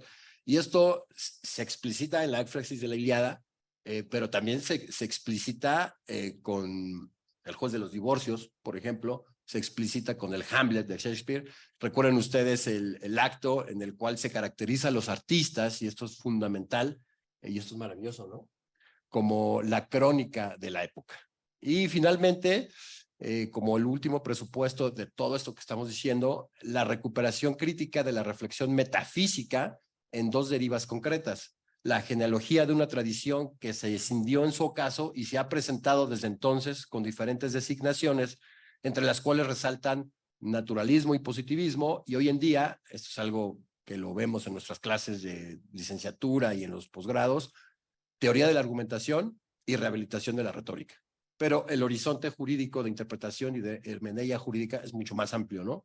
Y por supuesto, ya en un registro radical que tiene que ver con la filosofía política, la afirmación de la sociedad capitalista tardomoderna, esa que muy bien describió el doctor Jaime Cárdenas a través de las teorías de la justicia, como metafísica en acto, ¿no? Pero esto trasciende totalmente no solo el espacio, sino el motivo de la ponencia actual. Justo Óscar del Barco, un cordobés, maestro de mi maestro y amigo Óscar Correas, en un texto de 1977, hacía esta provocación. ¿A qué nos referimos cuando decimos que la metafísica en acto describe a la sociedad capitalista tardomoderna? O dicho de otra manera, la sociedad capitalista eficaz, operante, con sus mitos, sus ficciones, con su pensamiento del como si, es metafísica en acto. Pero sí, esto tristemente no va a dar tiempo de entrar a eso, ¿no? Entonces, ahora sí, ¿cuál sería la pregunta inicial? Sin mayor preámbulo, ¿por qué es pertinente el estudio de los sofistas? Bueno, esta es la segunda parte de una reflexión que ya presentamos en la sesión anterior de este coloquio, que tuvimos que ver el estudio precisamente de Heráclito de Éfeso, ¿no? Heráclito de Éfeso se dice, en Heráclito no había pensamiento normativo, no había pensamiento ético, cuando explícitamente, flagrantemente, hay al menos 7, 8 fragmentos que tienen que ver con cuestiones éticas, antropológicas y normativas, por supuesto. Entonces, ahora lo que estamos haciendo en esta segunda parte es transitar a los sofistas, que bueno, por supuesto, me parece que nadie les podría cuestionar el derecho propio en la historia de la paideia, pero sí se les ha cuestionado su pertinencia en la historia de la filosofía y se les ha cuestionado además su pertinencia para el pensamiento jurídico o, dicho de otra manera, la historia de las ideas jurídicas. Entonces, por eso es esta primera pregunta. ¿Por qué es pertinente el estudio de los sofistas? A lo cual es plausible responder puntualmente a, son los primeros maestros, tienen por derecho propio un lugar en la historia de la paideia, particularmente se erigen como maestros de verdad y de persuasión. Pero al referir a un maestro de verdad y persuasión, estamos definiendo también a un jurista. Solo que el jurista tiene que ver con la dikaiosine, ¿no? Con la frónesis, si es un filósofo del derecho. Pero un jurista, al homologarlo con el sofista, es un maestro de verdad y de persuasión que está vinculado, como muy bien lo detectaba el doctor Cárdenas, a la dikaiosine, a la justicia como praxis de vida. Después B, en tanto logógrafos, encarnan el antecedente arcaico de los juristas, por eso mismo que he expuesto. C, son los interlocutores naturales del Sócrates platónico, entendidos como personajes literarios, creaciones ficcionales con existencia discursiva para la transmisión didascálica en la reproducción de una plataforma filosófica particular, la platónica. Y eso es muy interesante. Esto sí me quiero detener en esto para no solo ser repetidor de mis propias líneas. El doctor Gerardo Ramírez Vidal, un potentísimo filólogo mexicano, que está aquí unos cuantos pasos, ¿no? Es la maravilla de este espacio de jurídicas, estéticas, jurídicas, filosóficas y filológicas, ¿no? Menciona que los sofistas de los diálogos platónicos nunca existieron. Y eso, en verdad, genera un problema porque, claro, si aceptamos el sintagma, la afirmación del doctor Ramírez Vidal, que a mí me parece que tiene muy buenos elementos, tenemos un serio problema porque toda la tradición que habla de los sofistas retoma como fuente inveterada e incuestionada a Platón y a Sócrates. Y Sócrates lo hicimos en el primer capítulo de este, bueno, que ya fue presentado como artículo en Crítica Jurídica, querido doctor. Lo que Aristóteles le hace a los físicos, o a Heráclito al reducirlos en toda su potencia ontológica y epistemológica a pensadores de lo físico, del arjé, de la fisis y del pir, lo mismo Platón le hace a los sofistas. Y claro, veremos qué pasa más adelante con esa caracterización de aceptarla como cierta, ¿no? O sea, que sí existieron y que la versión que tenemos de los sofistas es lo que nos ofrece Platón. Menudo problema, ¿no? Y por supuesto, es decir, si todo esto que hemos dicho no es suficiente para estudiar a los sofistas, habría una cuarta, ¿no? De muchas más que ya no me dio tiempo de reflexionar con la profundidad que me gusta. Los sofistas son los cultivadores de lo que hemos llamado dialéctica aporética, aparato metodológico vigente hasta nuestros días y que, por cierto, distingue a los juristas. Lo que hacen los jueces, lo que hacen los operadores jurídicos es dialéctica aporética. Y eso lo podemos platicar en la sesión de preguntas, ¿no? Después, pues tendríamos que decir o que ofrecer una caracterización de la sofística o caracterizaciones de la sofística. Y quisiera aquí, digamos, siendo un poquito crítico de mí mismo, retomar una cita del Gorgias platónico, 348e, 349a, 1.4, maravilloso, ¿no? Y a tal grado confías en ti mismo que mientras otros esconden este arte, o sea, el sentido críptico de lo que no debe mostrarse, tú, descubriéndote abiertamente ante todos los griegos, llamándote sofista, y el término sofistés, o sea, aquí no estamos inventando, llamándote sofista, te revelas como maestro de la educación y de la virtud. Desde el punto de vista literario, bueno, fin de cita, ¿no? De Platón. Desde el punto de vista literario, la cita de Protágoras constituye una verdadera pieza de goce estético, sobre todo en su formulación griega. Sofistés, epenomas aseautón, apefenas, paideseus, que aretes didascalon. Tú, llamándote sofista, te revelas como maestro de la educación y de la virtud. Sin embargo, desde un enfoque historiográfico, el sintagma precitado explicita y confirma el registro distorsionado que la tradición platónica ha ofrecido de la sofística. Y esto es así porque el emisor de la caracterización, aquí va la explicación de lo que afirmaba hace unos momentos, el emisor de la caracterización más detallada que perdura hasta nuestros días es precisamente la de su principal antagonista, Platón. Es que, como dice García Vaca en Invitación Literaria a Filosofar, Platón escarmentó muy bien con el Prometeo de Esquilo. Ahora bien, se puede ubicar el surgimiento de la sofística en el punto exacto en el cual la democracia ateniense, como muy bien lo expresó el doctor Jaime Cárdenas hacia el siglo V antes de Cristo, es decir, se tienen incluso a nivel de fragmento A, por ejemplo, este debate famosísimo entre Pericles y Protágoras, ¿no? Sobre la inocencia de una responsabilidad producida inconscientemente. Y ahí tendríamos una primera expresión de la teoría de la responsabilidad o del riesgo creado, ¿no? Ya en Grecia. Se puede ubicar este surgimiento de la sofística en el punto exacto en el cual la democracia ateniense florece y surge entonces la necesidad de entrenamiento técnico del elefteros, hombre libre, ciudadano, del elefteros griego como condición de posibilidad para el ejercicio de la política.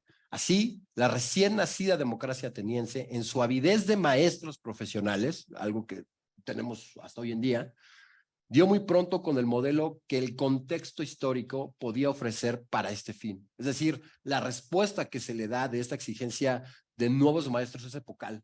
No podemos rebasar las condiciones materiales contextuales en las que existimos, ¿no? Y no tiene que ver con una cuestión de determinismo darwiniano, tiene que ver con una cuestión de desarrollo epistémico, ontoepistémico, ¿no? Los sofistas, estos maestros eran los sofistas, no había más. Y esto es relevante porque los sofistas eran los encargados de la instrucción ético-política de estos elefteros, cosa no menor si se entiende que en la polis se expresaban, como hemos dicho, los modos de vida cotidiana del mundo griego. Pero digamos, las referencias en la trágica griega, por eso no se pueden estudiar separadamente y por eso este engarce interesantísimo entre filosofía, arte y derecho, como alguna vez lo platicábamos con Montserrat y con Pablo, lo que la filosofía y el derecho olvidan por temor o por corrección política, el arte lo muestra nudo. Y esto, digamos, el arte, hay muchas formas de interpretarlo, el arte por el arte, la función política del arte, el derecho y sociedad, derecho, arte y sociedad, una de las líneas de investigación que inauguró el gran Adolfo Sánchez Vázquez, pero lo cierto es que el arte devela las condiciones de vida de la polis en el mundo griego, pero también de nuestra sociedad. Y eso es algo que tendríamos que admirar por sí mismo, ¿no? Y yo lo digo porque yo lo encuentro una y otra vez cuando releo los trágicos, ¿no? Y me encuentro con Esquilo. Esquilo caracterizaba a Prometeo en los versos 944-946, hermosísimo, ¿no? Como ton sofistén, ton piros clepton lego. Esto es, sofista, tú sofista, el ladrón del fuego. Y entonces, fin de cita de Prometeo, Prometeo describía así, sin compartirlo, el tono de desdén con el cual fueron conocidos estos primeros maestros. ¿Y por qué Esquilo no podría compartir este tono de desdén? Porque más adelante se dirá en el Protágoras, los poetas también son acusados por Platón de ser los primeros sofistas. O al revés, los sofistas son acusados de ser los segundos poetas, que tienen que ser expulsados de la República. Y también esa sería otra provocación bastante interesante para mantener el diálogo, ¿no? Tal significación, hay que decirlo, no fue siempre así, pues en otros tiempos estos sofistas representaban un tipo de sofós, de sabio, igual que lo eran desde antiguo, por ejemplo, los poetas, en su versión de mítico sofisómenoi o de teátricos y grafei, como en efecto también se lee en el Protágoras 316d 3.8, y esto es maravilloso, ¿no? Aquí es una petición de principios, porque claro, los diálogos son ejercicio literario filosófico, pero también político, y hay que también saberlos leer políticamente. Dice Platón, bueno, ese es el Sócrates platónico el que habla, ¿no? Yo afirmo que el arte sofístico es antiguo, pero que los antiguos que lo manejaban, por temor a la aversión en su contra, la han tomado como pretexto y la han encubierto. Nuevamente el sentido críptico de develar, de desencriptar, que es la obligación del hermeneuta, ¿no? Unos mediante la poesía, como Homero, Hesíodo y Simónides. Otros a su vez mediante misterios y oráculos, a saber, los de las escuelas de Orfeo y Museo. Fin de cita. Frente al registro platónico de Protágoras 3.16d y de Heráclito B40, pero les pido su indulgencia, me estoy refiriendo a un fragmento, aunque siempre los invitaré a mirar la obra en su conjunto, es plausible recordar el registro con el cual se mira hoy en Hesíodo y en Homero a un tipo concreto de pensador que veía la cultura como la suma del conocimiento, la educación y la didáctica. En esto, en su papel de educadores y autores didascálicos, puede afirmarse que los poetas primigenios tienen, en efecto, más semejanzas con los sofistas que con la imagen del filósofo. Y esto se confirma con cierta estética del ocultamiento, según la cual los rapsodas antiguos disfrazaban con la poesía su carácter de sofistas, como lo acabamos de constatar con los párrafos precedentes. Por ello, y esto es sumamente relevante, la primera tarea epistémica de los sofistas, oh sorpresa, y esto... así como Heidegger se emocionaba al leer a Jonga, me parece que cualquier analítico se emocionaría con esto. Los sofistas representan la primera racionalización de la poesía. Y eso en términos metodológicos y de tema es muy poderoso, ¿no? Queda claro que los poetas encarnaron el tipo arcaico de sabio. Lo que se busca discernir es si esa sabiduría, como poetas de segunda generación, constituye una sofía que pueda particularizarse y oponerse simultáneamente a la sabiduría perseguida por el filósofo. Y la respuesta muy pronto parece venir de la pluma de Heráclito de Éfeso en su juicio crítico a los poetas. Ese fragmento que cité, el Bel 40, dice lo siguiente. La mucha erudición no enseña entendimiento. ¿Por qué les está diciendo, no? Pues se lo hubiera enseñado a Hesíodo y a Pitágoras y además a Genófanes y a Hecateo. Es decir, polimatía es lo que distingue al sofista, sabiduría en apariencia y la búsqueda, no la posesión de la sabiduría, es lo que caracteriza al filósofo, ¿no? Cuestión interesante me parece, el planteamiento que estamos proponiendo. Por supuesto, Platón reacciona explícitamente contra las ideas de los sofistas y esto es interesante. ¿Por qué Platón está reaccionando tan radicalmente en contra de los sofistas? Por una cuestión de método, una cuestión didascálica y una cuestión erística. Esta última identificada como falacia ad hominem, reiterada ad nauseam. Y aquí, bueno, yo no me voy a detener a explicar el tema de las falacias. Tenemos a un experto en el tema de la argumentación jurídica que lo podría explicar 1000 veces mejor que yo. Porque en efecto, los sofistas históricos poco o nada tienen que ver con las invenciones literarias consignadas en los diálogos. Y esto sí es un llamado a todos los lectores, juristas, filósofos de los sofistas. No cometamos la impiedad de leer a estos autores en el peor de sus intérpretes. Que no sé, ¿no? Podría haber muchas analogías modernas, pero me quedo con esta que me parece que es suficiente provocación. Así las cosas, estos primeros maestros carecieron del elemental derecho de audiencia y su recuperación se dio muy tarde, demasiado tarde, hasta la segunda mitad del siglo pasado. Y aunque filosofía y sofística designan dos estructuras de pensamiento diversas, comparten ciertos rasgos de afinidad. Tal coincidencia radica en la preocupación por cuestiones antropológicas y problemas ético-políticos. La diferencia radical consiste en el antagonismo de la sofística con la plataforma filosófica de Parménides. De allí que Platón, como heredero del Eleata, critique a los sofistas al conducirse discursivamente con el sofisma, según el cual, con suficientes elementos técnicos, se puede demostrar lo que uno quiera. Aunque con tal sintagma se estaría describiendo nuevamente la praxis jurídica actual. El litigio, según Carnelutti, es eso, ¿no? El conflicto de intereses calificado por la pretensión de las partes y la resistencia de la otra. Y lo decimos a nuestros alumnos de primer semestre, sin reconocer que el tercer logoi que resuelve esa controversia es precisamente el del juez. Da la importancia del Poder Judicial, ¿no? También para criticarlo, pero también para entender cuál es el poderío de su logos, ¿no? Para el registro platónico, lo no filosófico en los sofistas es su indiferencia ontológica ante la homología parmenidia entre el ser y el pensar, pues la pericia técnica argumentativa garantiza la verosimilitud, no la verdad, en su sentido radical. Reproche que nuevamente presentaría a los sofistei como el antecedente de la filosofía analítica al delimitar su horizonte de discurso a aquello de lo que por la magnitud del tema y la brevedad de la vida, como dice Protágoras, es posible hablar. El hombre mismo, caracterizado, sí como un animal político, pero también y sobre todo, en términos de lo que estamos hablando, como un son logon econ. De conformidad con esta impronta hermenéutica, en el filósofo hay tauma y cétesis, asombro y búsqueda por la verdad. En el sofista, ¿qué hay? Simple filoniquía y vocación erística, esto es, amor por la victoria en la controversia. Así, en el método, se afirma que la filosofía está caracterizada por la relación constante entre dialéctica, retórica y erística. La sofística, por su parte, se concentra primordialmente en la retórica y la erística como técnicas de la argumentación y en una dialéctica poética, conscientemente irresuelta, inacabada, en permanente contradicción.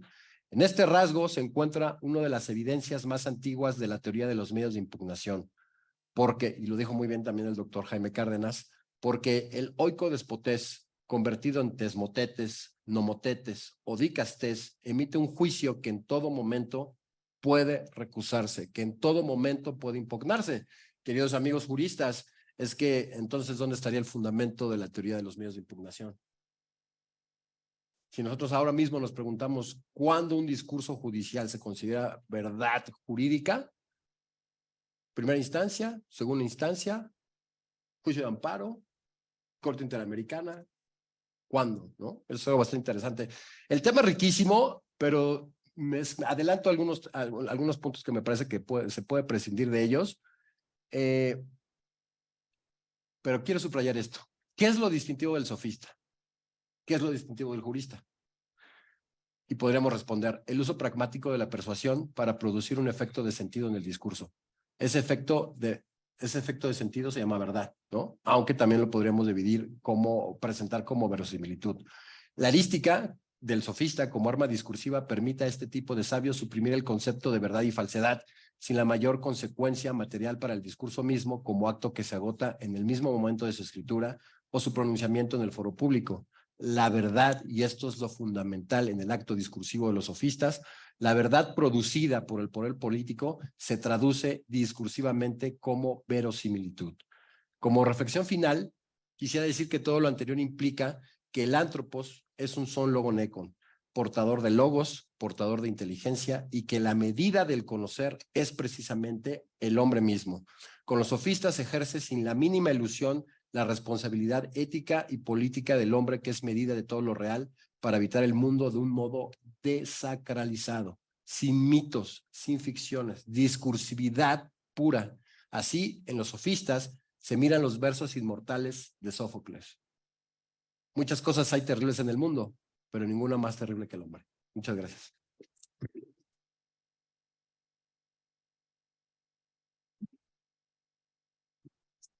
Bueno, muchas gracias, maestro Humberto Rosas. Y en ese sentido, pues, repetiríamos el ejercicio que hicimos tras la participación del doctor Jaime Cárdenas, por lo que cedería el uso de la voz a alguna de las personas asistentes interesadas en plantear alguna duda, algún comentario.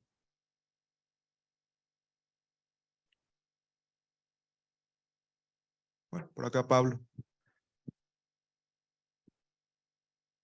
Maestro Humberto, muchas gracias por tu participación. Siempre es muy grato oír tus ponencias y tus ideas, al igual que el doctor Jaime Cárdenas.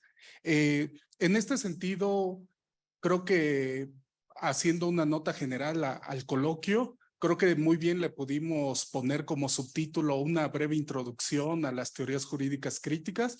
Creo que en una próxima edición de la número 5, y yo creo que le dedicaremos un poco más a las teorías, porque realmente a las teorías en específico, porque hicimos una revisión muy breve y yo creo que da para mucho debate, da para mucha participación. Entonces, pues ya oiremos tu ponencia, el etos de los sofistas número 3, pero ya lo discutiremos a más profundidad. En este sentido, es muy poco la teoría o los textos en donde hablan en positivo de los sofistas. Entonces, mi pregunta iría en el sentido de que si nos podrías decir cuáles son las características positivas del pensamiento sofístico. Pues brevemente yo podría adelantar a lo que tú complementes, que ellos fueron los primeros juristas, ¿no? En esta sociedad europea, occidental. De hecho, un sofista era a quien iba a defender a Sócrates, ¿no? Entonces ya desde ahí vemos la importancia para el derecho del pensamiento sofístico. Yo creo que también podríamos señalar como una de las características en positivo es que le dieron movimiento al pensamiento filosófico. Es decir, ya se estaba muy hiperracionalizando el pensamiento con Parménides, con Heráclito, y ellos como que le dieron esta postura más humana, esta visión subjetiva del discurso. Entonces como que empezaron a mover las aguas, ¿no? También yo creo que fueron los primeros en hablar sobre la retórica, pero una retórica como convencimiento, y dieron pie, considero que a que hubiera un pensamiento como de Platón o Aristóteles, en donde ya fuera más enfocado a esta verdad, pero ya no una verdad simplemente para convencer, sino con una perspectiva ética, ya no tendientes a ganar un discurso, sino pues a establecer pues este ámbito más objetivo de la verdad, ¿no? Y yo creo como último punto de esta participación de lo positivo de los sofistas, creo que diría la belleza del lenguaje con que escribían, porque si bien contamos con los textos de Platón, pero también hay un libro de los textos de los sofistas, ¿no? Que ahí ya podemos leer realmente cómo escribían sus discursos. Yo recuerdo una vez una discusión contigo, Humberto, sobre la discusión del discurso del encomio de Helena o la defensa de Palaménides. Entonces ahí vemos cómo hacen un uso muy estético del lenguaje. Sin embargo, tenían esa característica de querer ganar los discursos más que llegar a una verdad un poco más objetiva, ¿no? Entonces esta sería mi pregunta, comentario, que nos pudieras hablar más sobre lo positivo del pensamiento sofístico. Gracias. Gracias, Humberto. Muy interesante y amena tu participación. Pues ya que el doctor Jaime Cárdenas nos hablaba de las ideas acerca de la justicia y tú mencionabas un poco sobre las nociones antiguas de la justicia, ¿serías tan amable de recordarnos esta distinción entre los conceptos de dike, temis y dikaiosine? Recuerdo, mencionabas que la última tiene que ver sobre todo con la justicia como praxis de vida, pero te agradecería mucho ese recordatorio. Sí, muchas gracias. A mí me gustaría que si se pudiera hacer algún abundamiento en esta triada que mencionó de la relación entre lo que sería Sofía, Tecné, el arte, y lo que sería el jus, o sea, el derecho, que es algo muy importante. Hablaba usted de ampliar también en esta discusión, sobre por qué los jueces en esta época recurren a la dialéctica aporética, que es lo que están recuperando de los sofistas. Y bueno, desde luego creo que también se conjuga un poquito con lo que preguntaba el compañero aquí presente, ¿cómo podemos recuperar una imagen diferente de los sofistas? Porque estamos imbuidos demasiado de estos metarrelatos de los que habla Sócrates efectivamente. Por ejemplo, yo recuerdo haber leído pues Tetetes y de la ciencia, en donde también se ataca efectivamente Sócrates a la función de los sofistas, ¿no? Entre todos los diferentes libros, los diálogos de Platón que lo componen. Eso sería todo y muchas gracias. Excelente disertación. Maestro, apenas estamos iniciando el camino del doctorado y yo respeto mucho el esfuerzo que implica epistémico. Aquí además tenemos colegas que también están en el mismo tránsito. Bueno, primero empiezo por acá. Sería recuperar las fuentes mismas, ¿no?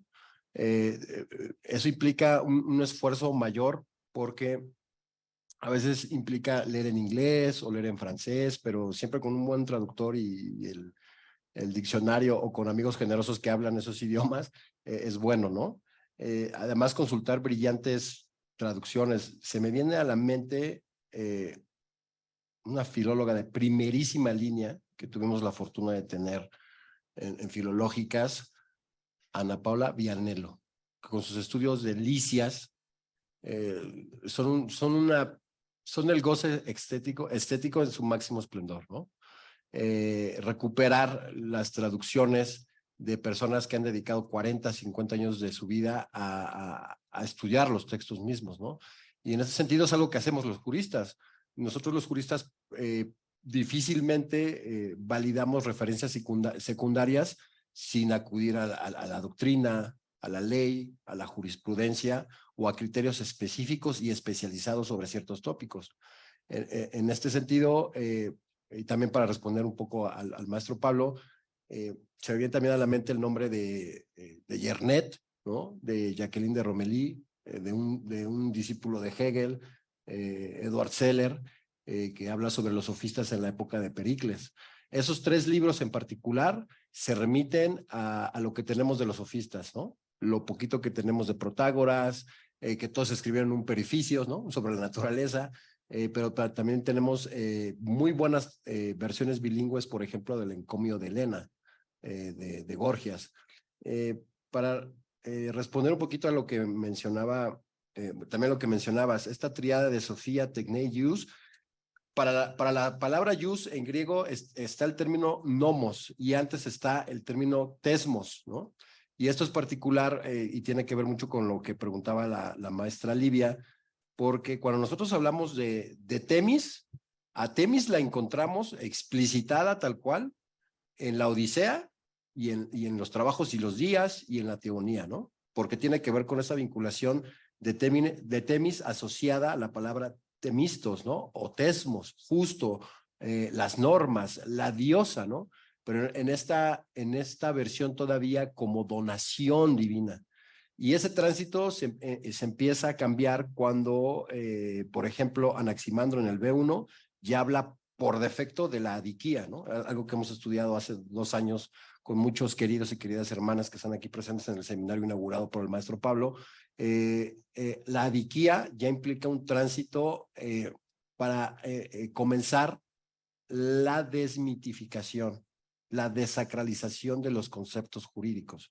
Y eso lo vemos particularmente con el tránsito de Temis a Dique y lo vemos con el tránsito de Tesmos a Nomos, ¿no? Y eso es particular porque ya en todas las referencias de Heráclito de Éfeso se utiliza la palabra Dique y se utiliza la palabra nomos, ¿no? Defenderás las leyes como si fueran los muros de la ciudad, ahí utiliza la palabra nomos, ¿no? Nomos que bule peitas toigenos, también la ley de uno solo o también mejor, la voluntad de uno solo es la ley, pero como lo hemos dicho en muchos espacios, sin un registro tiránico, sino con un registro del autogobierno. Ahora, también lecturas contemporáneas interesantísimas, Martial Detienne, Michel Foucault, Pierre Hadot, que se van a las fuentes mismas, ¿no? Esto para referirte a lo de Sofía Tecné y Hughes. La dialéctica poética me parece que también es un tópico interesantísimo porque a menos que el querido doctor con su mayor experiencia y mayor conocimiento tenga una opinión diferente, hace mucho que los jueces han renunciado a practicar su logos vinculándolo a cuestiones metafísicas. Es decir, en una resolución los jueces no consideran temas como Dios, como el tiempo, como la eternidad, como la humanidad misma, claro, con una excepción, el tema de la dignidad humana, pero justo lo que hablábamos, bueno, ya se fue nuestro amigo, ya se están pensando nuevos paradigmas que vinculan el tema de los derechos humanos a la luz de la teoría de los sistemas, particularmente de la teoría de Luhmann. Es decir, se descentra el concepto de sujeto y de dignidad humana, lo cual es sumamente interesante. Si no vamos a fundar en la dignidad humana el concepto de derecho humano, yo estoy pero súper interesado en saber en qué lo vamos a fundamentar, ¿no? O en motivar. Y algo que no quise dejar de mencionar nada, la dicaiosina, el equivalente epistémico es la sofrosine, ¿no? Lo que la sofrosine es al filósofo, la dicaiosina es al jurista y al sofista, es decir, la práctica eficaz, veraz, cotidiana como praxis de vida de la justicia, pero una justicia que no solo es abstracta o que tiene que ver cuestiones teoréticas o metafísicas, una justicia en términos de discurso. Y ese sería el tema o la diferencia con Dique y Temis, que creo que ya traté de responder un poquito. Y lo que tú decías, Pablo, yo me quedaría con dos cosas. Michel Foucault lo detecta muy bien en La verdad y las formas jurídicas, el juego estratégico que representa la materialidad del discurso y existir siempre en el peligro hermoso del presente. Es decir, lo ya dicho ya no se puede borrar. Y de eso eran conscientes en la inmediatez discursiva que eso implica los sofistas, pero también Sócrates. O sea, no se nos olvide, ya nos va a dar tiempo, pero Sócrates es caracterizado como el más noble de los sofistas o el sofista de más noble linaje. Sócrates, por supuesto que también era un sofista. Claro, Platón en esta estrategia que hemos mostrado, pues no lo va a decir nunca. Y finalmente, la otra cosa que yo, y con eso quisiera cerrar, querido Pablo, el tránsito, el nuevo modelo epistémico que va de la verdad revelada a la verdad producida y vinculada al poder político. Y eso me parece, nos tendría que dar para estudiar los sofistas el resto de nuestras vidas, aunque, como ya le decía a un querido amigo, a quien por cierto felicito, el doctor Julio César Bonilla Gutiérrez, excelente defensa de tesis de grado, hay que comprometerse con nuestros temas, ¿no? El doctor Jaime Cárdenas es muestra de eso. Estos temas son apasionantes. Muchos aplausos. Y hay que darle, ¿no? Muchas gracias.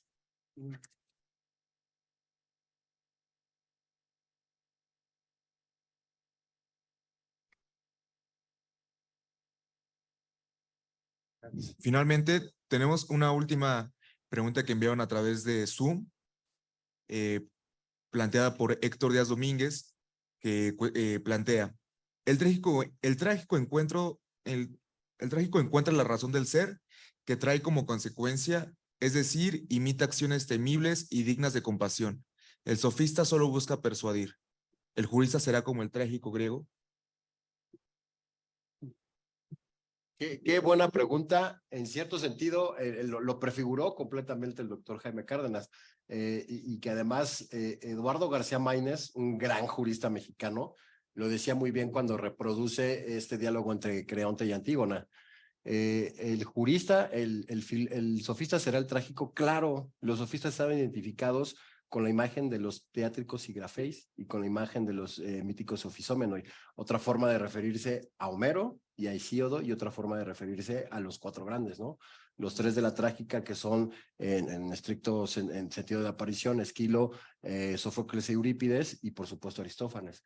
Y claro, aunque hay una diferencia muy particular, pero es muy específica, alguien como Cornelius Castoriadis diría que el tema central en Antígona, y te lo diría también María Zambrano, no es el tema del debate entre el derecho positivo y el derecho natural. sino el poder instituyente creativo del ser humano. En ese sentido, esa pregunta que está refiriendo a una cuestión sofística le daría la razón, ¿no? Pero ese tema es maravilloso y espero haber respondido un poquito, ¿no? Muy bien. Bueno, con esto daríamos fin a esta mesa de este coloquio de teorías jurídicas críticas y agradecemos mucho su atención a las personas participantes, tanto de manera presencial como virtual. Gracias. Buena tarde.